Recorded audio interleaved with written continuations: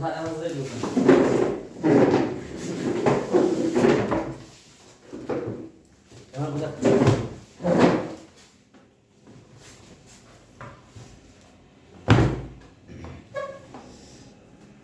सब दिल्ली सल्तनत लुसेंट के ऑब्जेक्टिव से करेंगे, क्योंकि कल जो हम लोग पढ़ रहे थे उसमें क्या नाम है घटना से में दिया नहीं ज्यादा क्वेश्चन, सिर्फ 30 क्वेश्चन था।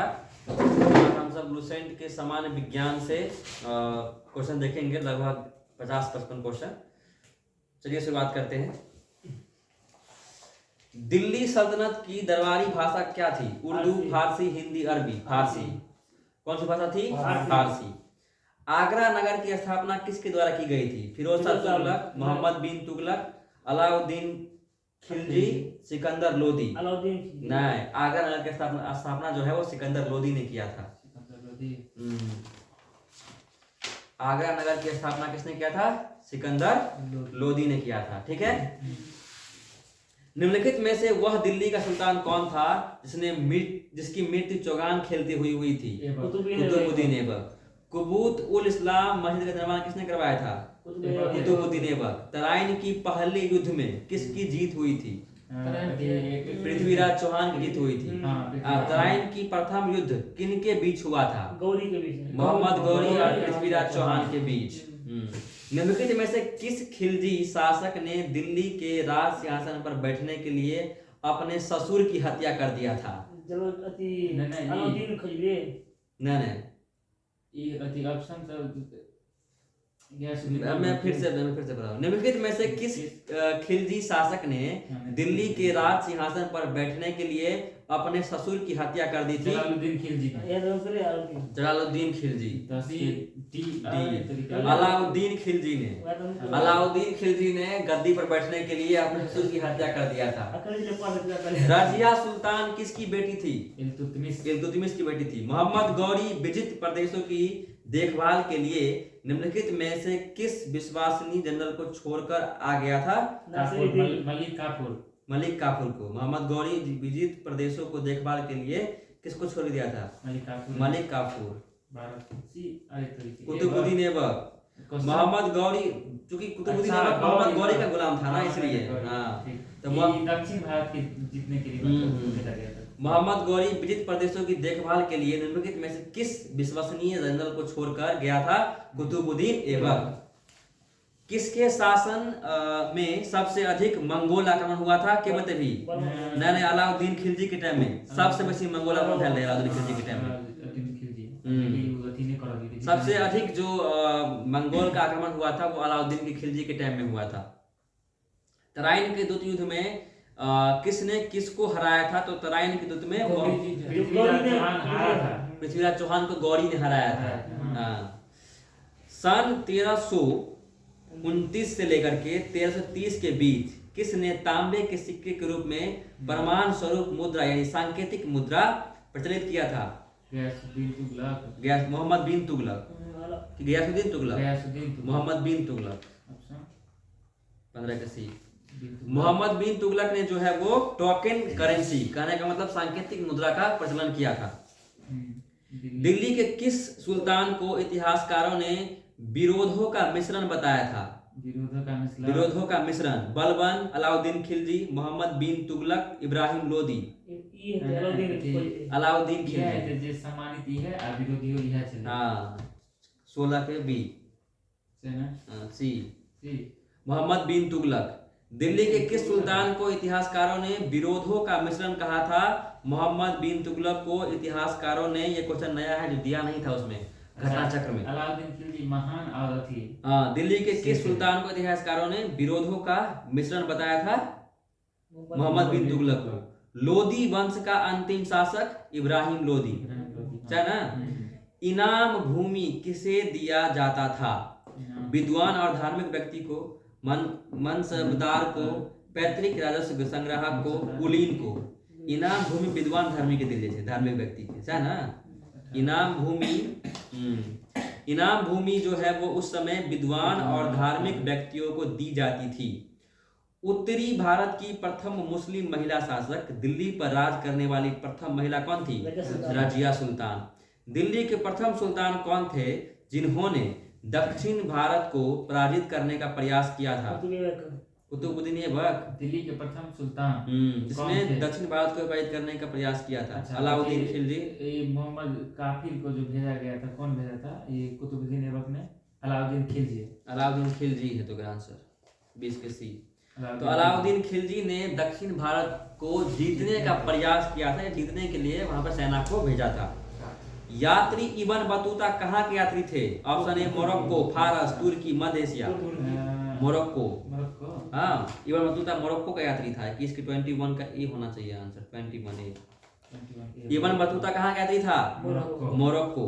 भारत का प्रथम तुर्क आक्रमण करने वाला था? प्रथम तुर्की मोहम्मद गजनबी। हाँ नहीं, महमूद गजनबी, बिल्कुल सही आंसर, मोहम्मद गजनबी। 22 के ए। भारत पर प्रथम तुर्क आक्रमण करने वाला था महमूद गजनबी। कौन था? महमूद गजनबी। कौन था? महमूद गजनबी। निम्नलिखित में से किसने ढोल की तेज आवाज के साथ एक महिला का अपने पति के चिता के साथ स्वतः को जला लेने के दृश्य का भयानक चित्रण किया गया है? नाम है इब्न बतूता। सती प्रथा का चित्रण किया था इब्न बतूता ने अपने मतलब पुस्तक में। जैसे कि हम सब जानते हैं कि सती प्रथा हमारे मतलब समाज में आज से मतलब 1800 की बात है ये। आप लोग कमेंट कीजिए कि सती प्रथा का अंत करने में हमारे भारत की ओर से कौन थे और ब्रिटिश का कौन सा गवर्नर जनरल था जिन्होंने सहयोग किया था सती प्रथा को अंत करने में? कमेंट कीजिए आंसर, डेट सहित कि कब और किस धारा के तहत। चलिए मैं धारा बता देता हूँ। धारा 17 के तहत सती प्रथा का अंत किया गया था। अब आपसे बताइए कि किस वर्ष किया गया था, गवर्नर कौन था और कौन सा इंडियन था जिन्होंने उनको सहयोग किया था इसके मतलब सती प्रथा को अंत करने में। ये क्वेश्चन काफी अच्छा क्वेश्चन है। VVI 32 लुसेंट इसलिए बेस्ट है हर एक किताब से, क्योंकि इसमें जो है वो संपूर्ण जानकारी है, ऑब्जेक्टिव और लुसेंट के जो थ्योरी है दोनों बुक में। 32 है ना। तो निम्नलिखित में से किसने मतलब कितना ढोल ताशे के साथ किसी मतलब जैसे कि मान लो उस टाइम में क्या था, बल विवाह होता था। लड़का 50 साल का और लड़की 2 साल, 3 साल, 6 साल, है ना, इस प्रकार का एज होता था। तो जैसे कि मान लो मर गया वो। एक सिनेमा आया था मंगल पांडे, आप लोगों ने शायद देखा होगा। उसमें सती प्रथा के बारे में डिटेल में दिखाया गया है, सदृश। आप लोग जाके देख सकते हैं, यूट्यूब पर क्लिप पड़ा होगा उसका, उस पूरा मतलब लगभग 10-15 मिनट का वीडियो जाके देखिए, समझ में आ जाएगा। इब्न बतूता ने अपनी पुस्तक जो है वो उसमें सती प्रथा के दृश्य को जो है वो लिखित तौर पर मतलब राइटिंग मतलब क्या कहते हैं उसको, पेंटिंग करके जो है वो दर्शाया था कि ढोल ताशे के साथ एक मतलब लड़की को या महिला को पति के साथ चिता पर बैठा के जिंदा आग लगाया जा रहा है। ऐसा कुछ फिगर चर्चा किया गया है इब्न बतूता के द्वारा। भारत में मुस्लिम राजा का संस्थापक माना जाता है? मोहम्मद गौरी। मोहम्मद गौरी मुस्लिम भारत में मुस्लिम राज का संस्थापक माना जाता है। बाबर मुगल वंश के संस्थापक छले, मुस्लिम के नहीं, मुस्लिम राज का जे संस्थापक छले जेकरा मोहम्मद गौरी के मानल जाय छले ओइ टाइम में। ठीक है। किसने इक्तादारी प्रथा चलाई? इल्तुतमिश। लाख बख्श के नाम से हम किसे जानते हैं? कुतुबुद्दीन ऐबक को। 13वीं सदी में सेना का सर्वोच्च अधिकारी होता था? मलिक खान, सरखेल, सिपहसालार। मलिक 36 के मलिक नहीं है तो, लेकिन 36 के बी है तो अकबर नहीं, अकबर खान। 13वीं सदी में सेना का सर्वोच्च अधिकारी होता था खान। भारत में मुगल वंश के संस्थापक कौन थे?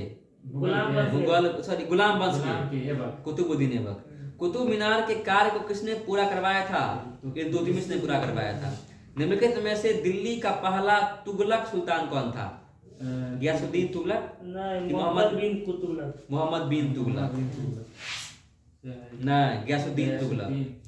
तुगलक वंश का संस्थापक था गियासुद्दीन तुगलक, इसलिए दिल्ली में पहला तुगलक शासक था गियासुद्दीन तुगलक। मोहम्मद बिन तुगलक वंश का सुप्रसिद्ध शासक हुआ, इसलिए हम लोग के दिमाग में सिर्फ मोहम्मद बिन तुगलक ही रहता है। मोहम्मद बिन तुगलक प्रथम शासक नहीं, तुगलक वंश का। ठीक है। कौन था? गियासुद्दीन तुगलक। पंजाब के हिंदू शाही राजवंश को किसने स्थापित किया था? जयपाल बिल्कुल सही, 40 के सी आंसर। नहीं जयपाल सही हो शायद आंसर 40, लेकिन बी देने हो कल्लर। मैं फिर से पढ़ता हूँ, उनका से पता नहीं था हम सबको कि पंजाब के हिंदू शाही राजवंश को किसने स्थापित किया था? कल्लर ने किया था। वह रोमन सम्राट अगस्टन की भांति सावधान था कि वह दूसरों की तरह शक्तिशाली न लगे और वह दूसरों के स्तर से अधिक न लगे। यह संदर्भ किसका है? बाबर का, इब्राहिम लोदी का, बहलोल लोदी का, जलालुद्दीन खिलजी का? जलालुद्दीन खिलजी का शायद 41 के सी। बहलोल लोदी। मैं फिर से पढ़ रहा हूँ, लोदी वंश का संस्थापक कौन था? बहलोल लोदी ना, तुगलक वंश का तुगलक। लोदी वंश का संस्थापक कौन था? आप सब कमेंट कीजिए कि लोदी वंश का संस्थापक कौन था? वह रोम सम्राट ऑगस्टन की भांति सावधान था कि वह दूसरों की तरह शक्तिशाली न लगे और वह दूसरों के स्तर से अधिक न लगे। यह संदर्भ जो है वह बहलोल लोदी से संबंधित है। ठीक है। अल-बरूनी, गलत लिख देने हैं। अल-बरूनी किसके शासन काल के इतिहासकार थे? मोहम्मद गजनबी के, मोहम्मद बिन तुगलक। अल-बरूनी मोहम्मद बिन तुगलक 42 के ए। अल-बरूनी महमूद गजनबी के शासन काल में एक इतिहासकार के रूप में थे। उनके दरबार में अल-बरूनी महमूद गजनबी के काल में एक दरबारी कवि के रूप में थे, इतिहासकार के रूप में। निम्नलिखित में से कौन सा शासक दास या गुलाम राजवंश से संबंधित हैं? इल्तुतमिश। सिंपल। हुमायूं, अकबर और शाहजहां, ये सब के सब कौन सा है? मुगल वंश से संबंधित है। दक्षिण अफ्रीकी यात्री इब्न बतूता किसके शासनकाल में भारत आया था? Option A Humayun, option B Akbar, option C Mohammad bin Tughlaq, option C Alauddin Khilji. Alauddin Khilji C है। इब्न बतूता नहीं, अलाउद्दीन मोहम्मद बिन तुगलक। देखिए मोरक्को को यात्री था 45 का आंसर जो है वो सी है, बिल्कुल सही। इब्न बतूता मोहम्मद बिन तुगलक के शासन काल में भारत आया था। मैं फिर से पढ़ रहा हूँ कि इब्न बतूता जो एक लेखक थे वो मोहम्मद बिन तुगलक के शासन काल में भारत आया था। महमूद गजनबी ने भारत पर कितनी बार आक्रमण किया था? 17 बार। किसने अपने आप को खलीफा घोषित किया था? इल्तुतमिश, अलाउद्दीन खिलजी, महमूद गजनबी। अलाउद्दीन खिलजी 47, अलाउद्दीन खिलजी 47 के डी। मुबारक शाह खिलजी। मुबारक शाह खिलजी ने अपने आप को खलीफा घोषित किया था। मैं फिर से पढ़ रहा हूँ कि क्या नाम है इसका? स्पीक हिंदी। मुबारक शाह खिलजी जो है वो खलीफा के पद को, मतलब खलीफा, अपने आप को खलीफा कहा था। मतलब मुंह बोला नहीं बोलते हम लोग, ऐसे टाइप के। मतलब हाँ, अपना इच्छा से, पावर हो ना हो, बड़ाई करना है खुद का। हाँ, आ गया क्वेश्चन। लोदी वंश का संस्थापक कौन था? इब्राहिम लोदी था, गलती हो गया था। ठीक है। बहलोल लोदी शासक था शायद वहाँ का बहुत फेमस। लोदी वंश का अंतिम शासक इब्राहिम लोदी। लोदी वंश का संस्थापक बहलोल लोदी, लोदी वंश का अंतिम इब्राहिम लोदी। 48 के सी। हाँ, बहलोल लोदी वंश का संस्थापक था और इब्राहिम लोदी वंश का अंतिम शासक था, है ना। भारतीय इतिहास में बाजार नियमों, मूल्य नियंत्रण पद्धति को शुरू करने वाला कौन था? अलाउद्दीन खिलजी। हाँ, पगला नहीं, पगला के दिगाड़ में छे वंश। लास्ट में ये थे राज संबंधों में उलेमा के दखल का विरोध किस सुल्तान ने किया था? राज संबंध में उलेमा का दखल विरोध किसने किया था? अलाउद्दीन खिलजी। अलाउद्दीन खिलजी 50 की भी बिल्कुल सही है। राज के संबंधों में उलेमा का विरोध किया था अलाउद्दीन खिलजी ने।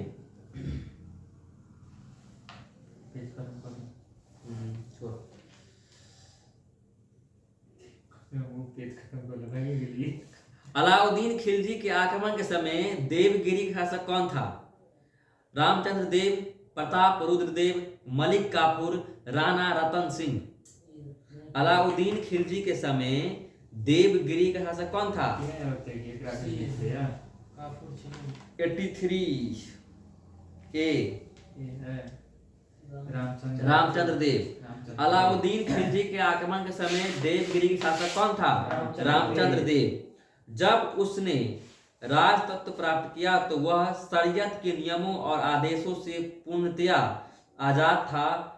बर्नी ने यह कथन किसके लिए कहा था? इल्तुतमिश के लिए, बलबन के लिए, अलाउद्दीन खिलजी के लिए, मोहम्मद तुगलक के लिए। बीपीएससी प्रीलिम 2004 में फिर से पढ़ रहा हूं क्वेश्चन कि जब उसने राजतत्व प्राप्त किया तो वह शरीयत के नियमों और आदेशों से पूर्णतया स्वतंत्र था। बर्नी ने यह कथन किसके लिए प्रयुक्त किया है? अलाउद्दीन खिलजी के लिए। सी, अलाउद्दीन खिलजी के लिए। मैं फिर से पढ़ रहा हूँ, क्वेश्चन बीपीएससी में पूछा गया था कि जब उसने राजतत्व प्राप्त किया तो वह शरीयत के नियमों और आदेशों से पूर्णतया स्वतंत्र था। बर्नी ने यह कथन किस सुल्तान के लिए कहा था? अलाउद्दीन खिलजी के लिए। सल्तनत काल में भू राजस्व का सर्वोत्तम ग्रामीण अधिकारी कौन होता था? सल्तनत काल में भू राजस्व का सर्वोत्तम ग्रामीण अधिकारी कौन होता था? पटवारी, चौधरी, रावत, मलिक। मलिक 85 के चौधरी। सल्तनत काल में भू राजस्व का सर्वोत्तम ग्रामीण अधिकारी होता था चौधरी। तैमूर के आक्रमण के बाद भारत में किस वंश का राज स्थापित हुआ? तैमूर, सैयद वंश। 86 के बी, सैयद वंश 86 बी। तैमूर के आक्रमण के बाद भारत में सैयद वंश की स्थापना होती है। निम्नलिखित में से किस सुल्तान के दरबार में सबसे अधिक गुलाम थे? मोहम्मद बिन अलाउद्दीन खिलजी 87 के डी। फिरोज शाह तुगलक। सबसे अधिक गुलाम जो था वो फिरोज शाह तुगलक के दरबार में रहता था। निम्नलिखित में से किस सुल्तान ने बेरोजगारों को रोजगार दिया? अलाउद्दीन खिलजी, फिरोज शाह तुगलक, शेर शाह सूरी, मोहम्मद बिन तुगलक। फिरोज शाह तुगलक 88 के सी। हाँ, फिरोज शाह तुगलक ने सबसे अधिक रोजगार दिया था। निम्नलिखित में से किस सुल्तान ने फलों की गुणवत्ता सुधारने के लिए उपाय किए? Mohammad bin Tughlaq, Firoz Shah Tughlaq. BBA question, BPSC का क्वेश्चन है। सिकंदर लोदी और शेर शाह सूरी। बी, फिरोज शाह तुगलक 89। फिरोज शाह तुगलक बिल्कुल सही आंसर। फलों के किस्म में सुधार लाने के लिए फिरोज शाह तुगलक ने जो है वो सहयोग किए थे, है ना, उपाय किए थे। नालंदा विश्वविद्यालय के विनाश का कारण था मुसलमान, कुषाण, सिथियंस, मुगल। 90 के ए। नालंदा विश्वविद्यालय को ध्वस्त करने का प्रमुख कारण मुसलमान। मुसलमान, हाँ, मुसलमान बिल्कुल सही आंसर। छोड़ दे अगला। नेक्स्ट है कि तबकात ए नासिरी का लेखक कौन थे? क्या नाम है यार? तबकात ए नासिरी का लेखक कौन था? पता है किसी को? अल-बरूनी 91 के सी। मिनहाज उस सिराज जो थे वो तबकात ए नासिरी का लेखक थे। अलाई दरवाजा का निर्माण कराया था अलाउद्दीन खिलजी ने, बताने की कोई जरूरत नहीं है। कुतुबुद्दीन ऐबक की राजधानी लाहौर थी। अलाउद्दीन खिलजी के प्रसिद्ध सेनापतियों में से किसने मंगलों के विरुद्ध लड़ते हुए मृत्यु हो गई थी? उलूग खां को मृत्यु हो गई थी 94। उलूग है ना, डी ए, जफर खां। अलाउद्दीन खिलजी के प्रसिद्ध सेनापतियों में किसकी मंगलों के विरुद्ध लड़ते हुए मृत्यु हुई थी? जफर खां की। तो लुसेंट से आज हम लोगों ने इतना क्वेश्चन किया है, फिर से बच गया है क्वेश्चन काफी है लुसेंट के ऑब्जेक्टिव में, तो इसका फिर से कल करेंगे। वैसे अभी इसको छोड़ रहे हैं, अब बीच में जो इस टॉपिक का चर्चा हो गया कुछ ज्यादा ही, अब इस टॉपिक को छोड़ रहे हैं। अब हम लोग जो है वो कल पॉलिटी पढ़ेंगे और संविधान का जो हम लोग कल टॉपिक पढ़ेंगे वो हम लोग बता देते हैं। कल हम सब अनुच्छेद पढ़ेंगे, भी अनुच्छेद जितने भी हैं, सिर्फ अनुच्छेद और कुछ भी नहीं। जो हम लोग पहले पढ़ेंगे घटना चक्र से, उसके बाद पढ़ेंगे लुसेंट से, दोनों से पढ़ेंगे सिर्फ अनुच्छेद। अनुच्छेद लगभग हर एग्जाम में पूछे जाते हैं, और अगर आप बीपीएससी की तैयारी कर रहे हो तो अनुच्छेद का पूरा पता होना चाहिए, क्योंकि पॉलिटी का अगर आप क्वेश्चन का आंसर सही से देना चाहते हो तो सिंपल सी बात है कि आपको अनुच्छेद याद होना चाहिए। तभी तो आप लिखोगे ना कि फन्ना अनुच्छेद के तहत या इस अनुच्छेद के तहत, है ना। उसका राइटिंग का शुरुआत है, आंसर लिखना ही है तो अनुच्छेद देना ही पड़ता है कि फन्ना अनुच्छेद के तहत या फन्ना बनाम फन्ना मामला के तहत ये घटना हुआ था। इसके बस ये कारण से संभव है।